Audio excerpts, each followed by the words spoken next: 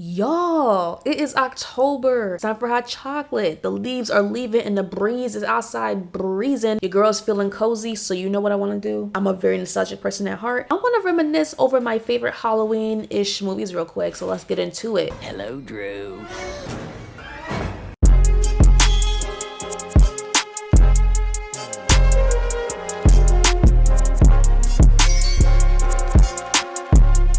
What's good, y'all? This is Chinua from NYC, and as you can tell, we're gonna talk about my childhood real quick. Why was my mom out here letting me watch all these kinds of scary movies? It's okay, because she still raised me to be decent, I guess. Thanks, mommy. You're welcome. Thank you. So get cozy. Watch this with your hot chocolate, or listen, because you can't see me. So these are some family-friendly movies that can get you in the fall mood. You can watch it with your little cousin. You can watch it with your great-grand. The frights are minimal. Number 1, Practical Magic.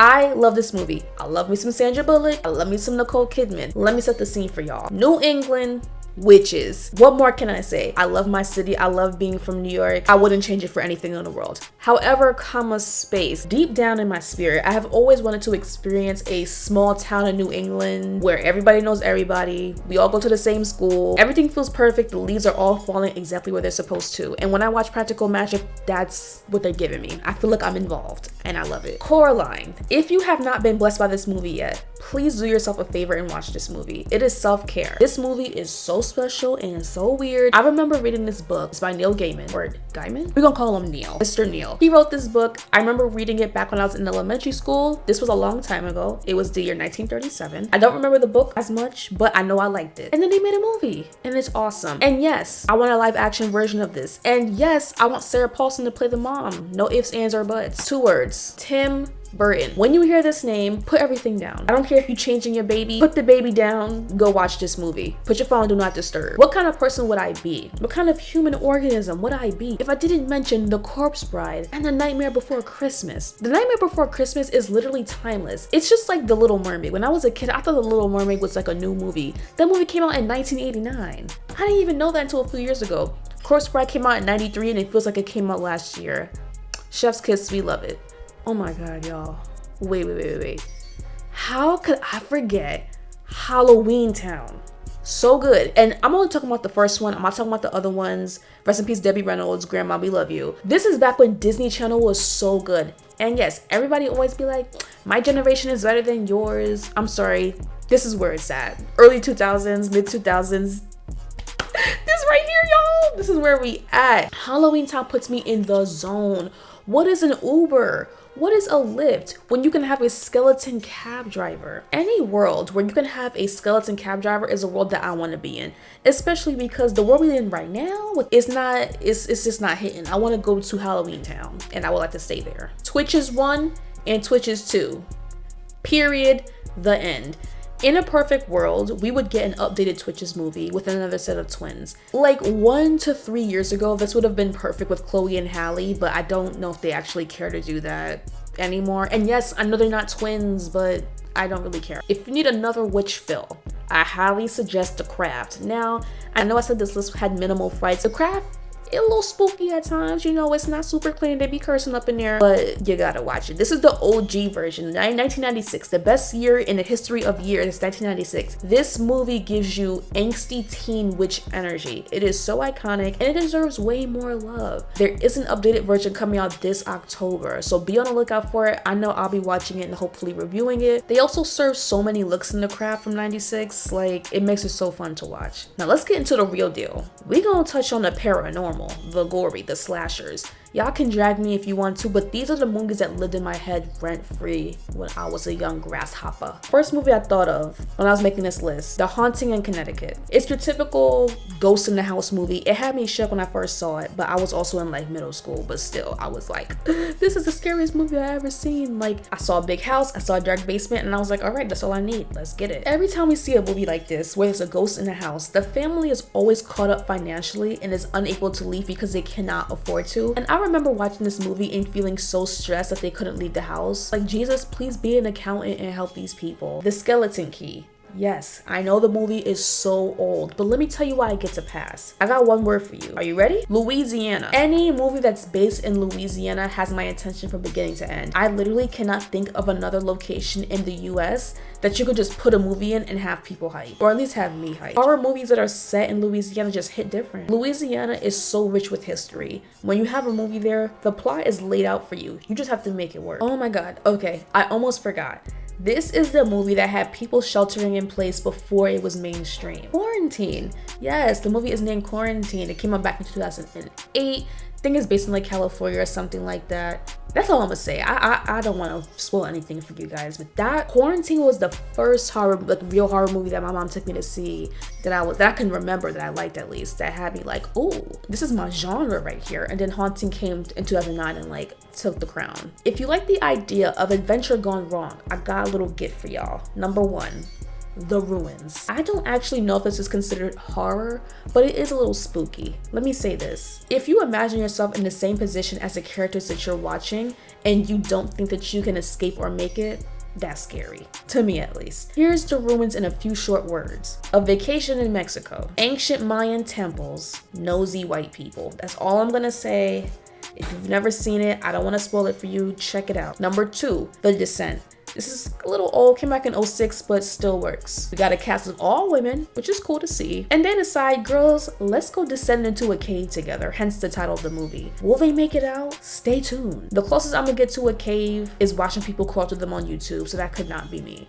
The only other one I can remember is watching As Above, So Below. So that's like 2014, so I wasn't a kid anymore, but that takes place in the catacombs, which I think is in Paris or France in general. It was really interesting to see this movie because Ben Feldman is in it, and I love Superstore, so to watch him in such like a horrible situation was like kind of funny. Well, not funny, but very interesting, I should say. The only way that I would even get close to a cave would be if Nicki Minaj herself oiled my scalp and gave me $12 million. And even if she did that, I'm not exploring. I'm not going on an adventure. I am going to walk in like 3 feet and walk out. Let's talk about slashers, my favorite slasher movies. Now, you're probably like, oh, Chena, you talking about Texas Chainsaw? No. Think again. You talking about Halloween? No. Elm Street? No, not Elm Street, y'all. I like them, but not today. We here for something else. We are here for Candyman. The original came out back in 1992. It holds a very special place in my heart. It's set in Cabrini Green, which was a real project out in Chicago. They tore it down like, I think in the mid 2000s or early 2010s or so. But any movie that can be reasonably connected to its setting, I'm here for it. Just like the Skeleton Key in Louisiana, they tied it to the land, they tied it to the environment. After the movie in 1992, they had a couple of other movies in the franchise, but the one that I care about is coming out. Well, it's supposed to come out this year, but a virus came around and, knocked out that opportunity. So now it's coming out in 2021. I don't know when exactly. Hopefully we don't have to wait too long, but we're getting another one and I'm so excited. Jordan Peele's a producer. That should excite you. But more importantly, the director is Nia DaCosta, and she is a Black woman and a New Yorker. And I'm like, yes, girl, let's get it. Let's go, girl. Let's get it. Let's go. But if you do want to watch the new one that's coming out next year, you definitely should watch the OG one from 1992 because there is a little bit of a connection. And we do see some characters return, at least from what I saw in the trailer. Now, I'm sure by now everybody has seen It Follows. But this movie did a number on me. This movie did a number on me. There were a few moments that actually had me a little shook. I don't want to spoil anything, but if you ask me, I will tell you. If I was in that movie, I would have just been crying and running around aimlessly because I can't. It's just like I don't want to say anything to like ruin anything, so I'm gonna just keep it quiet. What I like about the movie is that it was simple, but it was wild. They didn't have like a huge cast. It didn't even feel like they spent a lot of money. It was so chill. I don't feel like they did the most, and I just love that in movies. I think I read that they're thinking about doing a sequel. I'm not 100% sure if I'm here for that, just because when it comes to sequels and horror movies, it doesn't tend to mix well. But I'm gonna give them the benefit of the doubt because the first one did what they had to do. So whenever y'all ready to come out with the second one, I'm gonna be there. Can I just say though, international movies do not play when it comes to horror or thriller, whatever you want to call it. They show up and they show out. I feel like around 2014 to 2016-ish, maybe 2017, I found myself watching and enjoying a whole lot of non-American horror and thriller movies way more. For one, I'm gonna say The Babadook. I'm not gonna say nothing else, just The Babadook. If you've seen it, you know what's up. If you haven't, get with it. Then Ireland pulled up and it was like, what happened? Which I said, scary movies? Oh, we got those. I got something for you. They pulled up with The Canal and The Hollow. Low key, when I was making my list for this video, I got these two movies mixed up, but both of those movies go off and I actually was a little scared. Venezuela even came through. They was like, yo, put me in, coach. We got something too. They came through with The House at the End of Time. It was a bit of a long movie. They kind of had a lot going on in the mix, but I liked it. I really did. Okay, y'all, before we end this video, I have a couple of honorable mentions. I didn't want to go too in detail, so we're gonna run a list real quick. These are also some movies that I lived for, like, as a child, so let's get it. Jeepers Creepers. Come on. How could I forget that when I first made my little list? Jeepers Creepers had me scared of being stuck on a school bus in the middle of nowhere. If you know, you know. Next, Chucky. Especially the Bride of Chucky one where he had his little wife or his little girlfriend. I think the voice actress is Jennifer Tilly. I just love, like, the little dolls and how they looked, even though they're like murderers. But